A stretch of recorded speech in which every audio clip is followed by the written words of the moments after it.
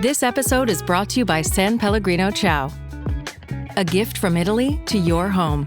San Pellegrino Ciao is a flavored sparkling water made with real fruit juice, finished with a pinch of Sicilian salt for a perfectly balanced taste. So which flavor will you choose?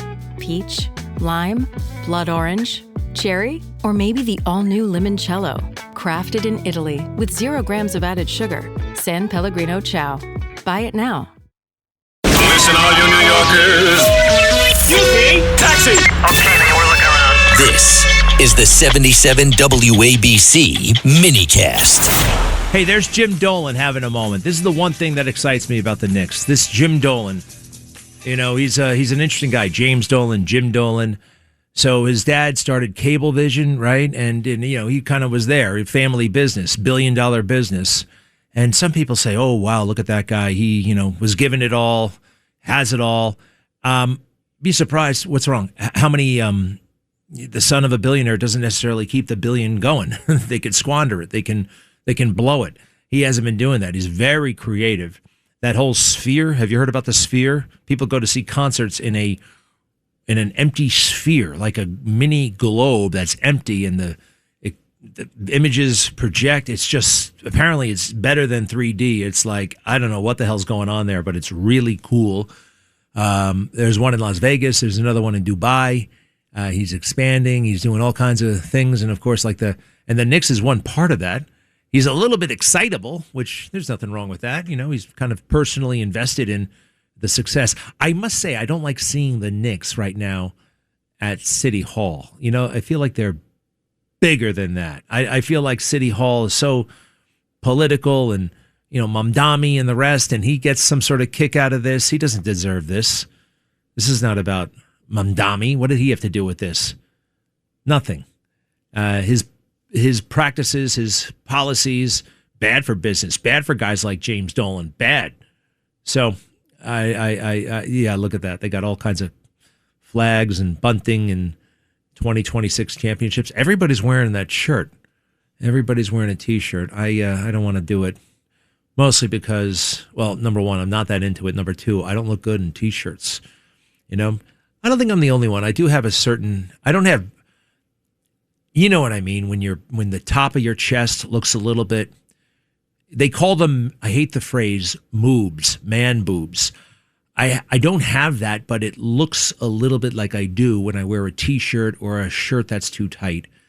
And yeah, so I usually put a layer on. Like right now, I got a layer on so people don't have to see that. And I don't have to have people see that. It makes me feel better about myself. I'm not the only one. These are the things. A society that's so focused on looks and appearance. But sometimes we get in our own head. No one's really looking at us as much as we think. Is that Angela Merkel? Oh, my God. Angela Merkel from Germany came all the way over to Chicago to see that stupid library open up.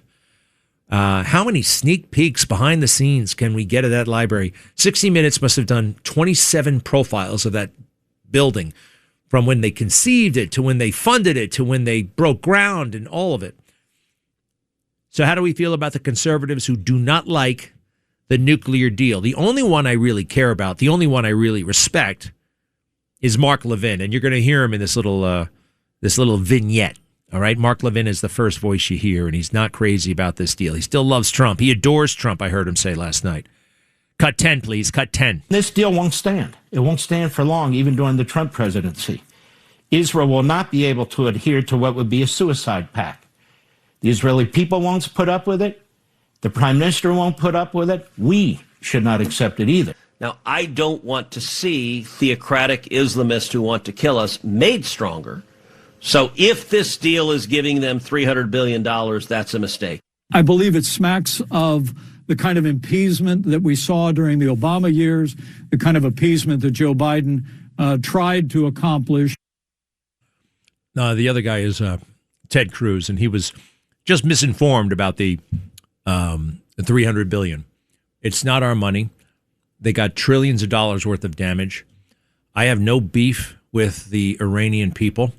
We have a beef with the radical regime.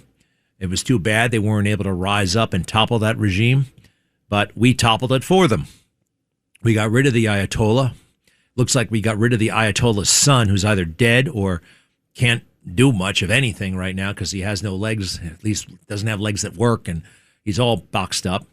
Then we got rid of some other bad guys, and the people who remain are reasonable. And by reasonable, I mean somewhat secular.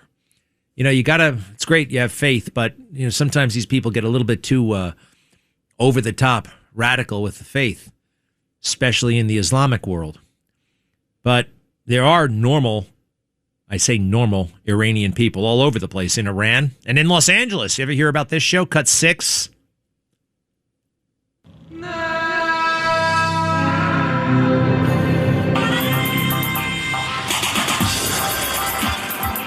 This season on Shahs of Sunset. Friends for life. Forever and ever. Those are Iranian girls having a good time on spring break. Iranian girls and boys. They love having a good time. That's the reality show, Shahs of Sunset. There's a huge Iranian community. They love Trump. I haven't seen any polling about this deal. I hear President Trump isn't too popular right now in Israel. That comes and goes, up and down. I can't worry about that. This is solid. Congratulations are in order. 60 days starting today. Where does that take us?